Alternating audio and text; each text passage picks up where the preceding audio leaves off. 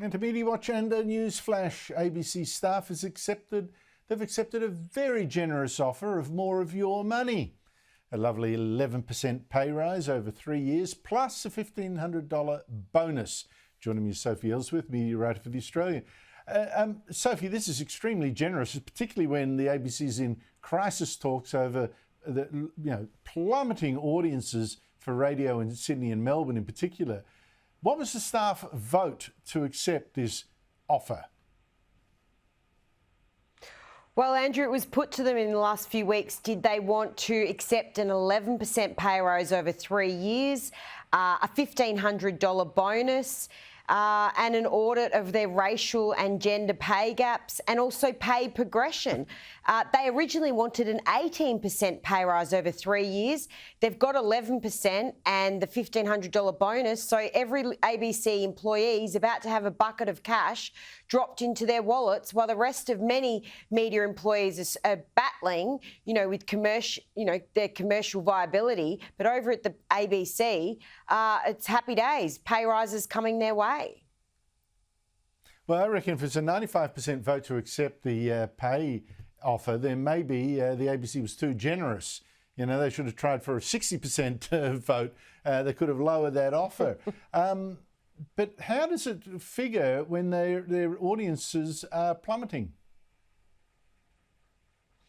Well, it doesn't really matter, Andrew, clearly. I mean, we had a story in The Australian this week that their radio, there's an external group basically hired to come into the ABC to look at why their radio ratings are in free fall.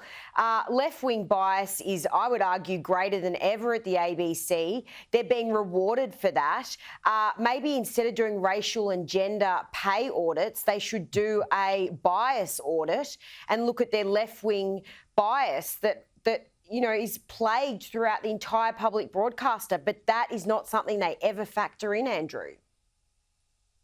It's so true. They're looking for whether people of a different kind get paid less, gender or race. Why don't they add conservatives to that mix? Absolutely correct.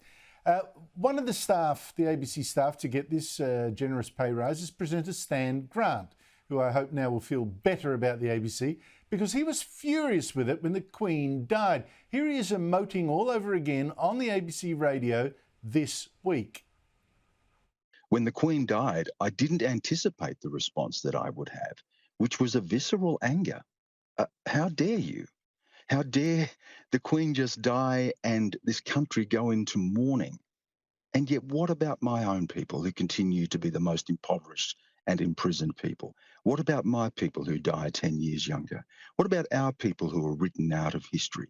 And I struggled with the idea that a nation could go into mourning for someone at the same time as often turning away from us. And those two things just did not sit together. And I felt in my own organisation, I'm very honest about this in the book, a sense of betrayal, because the ABC, everyone donned black suits, everyone took on a referential tone. Grant said he wore a blue suit in protest, was upset that others at the ABC didn't follow him. He was betrayed. Is this a sad story or not? Well, Andrew, he's got a job to do at the ABC. He's hosting Q&A. He's meant to be objective when he's hosting Q&A. He spoke of one of the episodes he hosted after the Queen's death when Erica Betts was on the panel, speaking fondly of the monarch and the legacy that she left. He said he was furious. He could feel his veins tightening up. He was so angry. When you're a journalist, as you know, Andrew, you have to leave those views at the door and be objective. And if he can't do that, maybe the ABC needs to look at the tenure of his role, because it is very problematic if he's this angry all the time. Well, I've got to say, why he expects the whole world to react to his pain, extravagant as it is, many Aborigines quite like the Queen, why he expects it. What an arrogant man. Stan, get over yourself. You leave your pain out there and you think we've got to do something about it. Forget it. My pity shop is now shut.